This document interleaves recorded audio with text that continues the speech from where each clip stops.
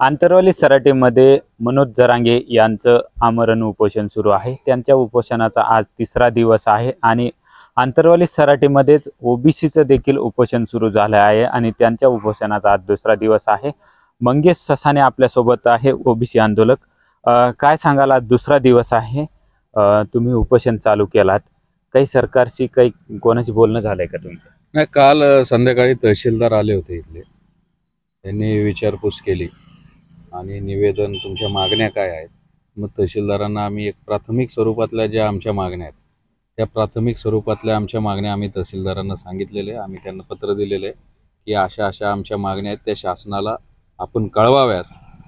आमच्या महत्त्वाच्या मागण्या एकच आहे की तो सगळे सोयरेचा जो ड्राफ्ट नोटिफिकेशन होतं तर त्याला अनेक म्हणजे साधारणतः 8 ते 8.5 लाख हरकती महाराष्ट्रातल्या तमाम ओबीसींनी मंत्रालयामध्ये पाठवल्या होत्या।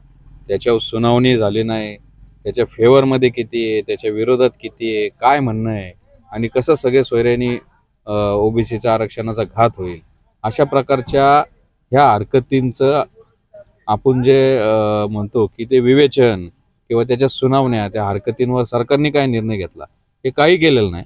आणि आता मनोज जरांगे तिकडं बसलेत इथं आमच्या शेजारीत आणि त्यांचं म्हणणं आहे की ते सगळे सोयरे लागू करा लवकर 2 दिवसामध्ये आणि सरसकट म्हणजे प्रत्येक मराठा समाजाच्या व्यक्तीला कुणबी सर्टिफिकेट देऊन टाका।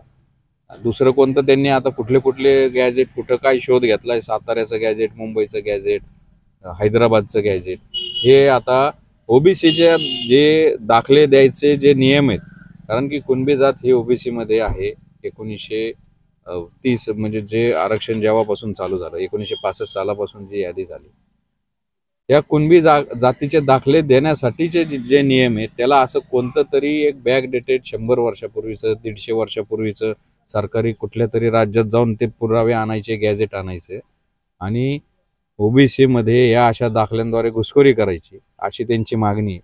आमचा त्याला तीव्र विरोध आहे। आम्ही सरकारला हेच सांगितलेलं आहे तहसीलदारांमार्फत, आमच्या या प्राथमिक स्वरूपाच्या मागण्या आहेत त्याच्यामध्ये आमच्या ज्या डिटेल मागण्या आहेत, ज्या बाकीच्या ज्या काय आहेत,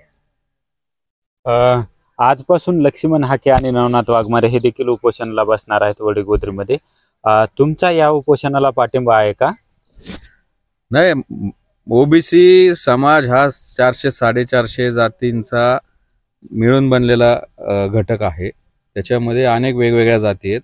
मी तर म्हणतो महाराष्ट्रामधील प्रत्येक गावागावात, तालुक्यामध्ये अशी उपोषणं चालू झाली। मी आव्हान करतो सगळ्या ओबीसींना, प्रत्येक जण वेगळ्या फ्रंटवर लढतोय। हाके साहेब, नवनाथ आबा हे महाराष्ट्र दौरा करत होते, ओबीसींना एकत्र करत होते, ओबीसींचं प्रबोधन करत होते आणि त्यांनी जो निर्णय घेतला असेल इथं बसायचा तर तो चांगलाच आहे। आणि अशीच उपोषणं आणखीन इथं आंतरवाली सराटीमध्ये बसले, आणखीन आंबडमध्ये बसले किंवा महाराष्ट्राच्या विविध भागात तालुक्यामध्ये जरी बसले तरी त्याचं स्वागतच आहे। ओबीसीचं आरक्षण वाचवण्यासाठी जो जे काय प्रयत्न करत असेल त्याला सर्वांचं स्वागत आहे, शुभेच्छा आहे आणि याच्यामुळं ओबीसी मध्ये अवेअरनेस निर्माण होणार आहे। पण आता 2 उपोषण सुरू आहे ओबीसींचं आणि एक मराठा समाजाचं जरांगेंचं उपोषण सुरू आहे। तुम्ही पुन्हा म्हणताय आणखी उपोषण बसलेत, चांगलंच आहे, पण यामुळे कुठेतरी जातीय सलोखा, कुठेतरी कायदा सुव्यवस्था हे कुठेतरी अबाधित राहिलं पाहिजे की नाही? नाही, आमचं म्हणजे एक आम्ही आमचं प्रति उपोषण आहे। आमचं जर ओबीसीचं आरक्षण चा घुसखोरी करण्यासाठी, ओबीसीच्या आरक्षणाचा घात करण्यासाठी जर कोण उपोषणाला बसत असेल तर आम्ही उपोषण करणं साहजिक आहे। पाठीमागं पण आम्ही उपोषण केले होते। सरकारने आम्हाला आश्वस्त केलं होतं की तुमच्या आरक्षणाला धक्का लागणार नाही, सगळे सोयरेचा अधिसूचना आम्ही तुमच्या एवढ्या हरकतीत आम्ही काढणार नाही। पण जर तीच मागणी परत रेटली जात असेल आणि आता आचारसंहितेच्या आधी असं काही जर धोका होणार असेल आणि असं आम्हाला जाणवतंय तर हा काही संबंध नाही। काय संबंध आहे? उपोषण म्हणजे एक संविधानिक मार्गाने, अहिंसेच्या मार्गाने केलेलं एक आत्मक्लेश असतो।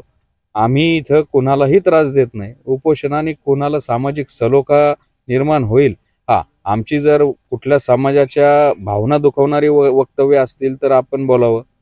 आम्ही जरांगे सारखं ह्याला त्याला शिव्या देत नाही कुठल्या जातीच्या नेत्यांना। जसे जरांगे आमच्या भुजबळ साहेबांचे आरेतुरे एकेरीच्या भाषेत बोलतो, जसं उपमुख्यमंत्री फक्त फडणवीसांच्या बाबतीत बोलणार, ठराविक नेत्यांना बोलणार, यांना दाखवतो, त्यांना करतो, आम्हाला राजकारणातनं बाहेर काढतो, कारकीर्द संपवतो, तसं आमच्या कुणाच्याही तोंडातनं कधीच असं वक्तव्य येणार नाही. आम्ही आमच्या आरक्षणाच्या संरक्षण करण्यासाठी आमचे जे नैतिक आणि संविधानिक हक्क आहे त्या हक्काने आम्ही उपोषणाला बसलेलो आहे. भावना भडकवणारे वक्तव्य आमच्या इथनं कधीच होणार नाही आणि झालेले पण नाहीत. त्याचं सगळं टेंडर ते जरांगेकडे. आम्ही आमच्या संविधानिक आणि कायदेशीर मागण्या कायदेशीर आणि संविधानिक भाषेमध्येच मागतो. त्यामुळे मला नाही वाटत की आम्ही कुठल्याही प्रकारचं सामाजिक सलोखा बिघडवतोय.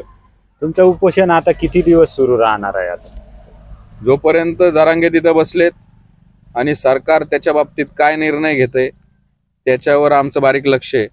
जर सरकारद्वारे आम्हाला जर धोका निर्माण होत असेल किंवा या येणाऱ्या निवडणुकींच्या किंवा या जरांगेंच्या धमक्यांना घाबरून सरकार जर ओबीसीचा घात करणारा कुठला अध्यादेश कुठला शासन निर्णय काढणार असेल तर आम्ही जोपर्यंत आम्हाला शाश्वती वाटत नाही की आमचं आरक्षण अबाधित राहणार आहे, आमच्या आरक्षणाला धक्का लागणार नाही, तोपर्यंत आमचं हे उपोषण चालू राहणार आहे.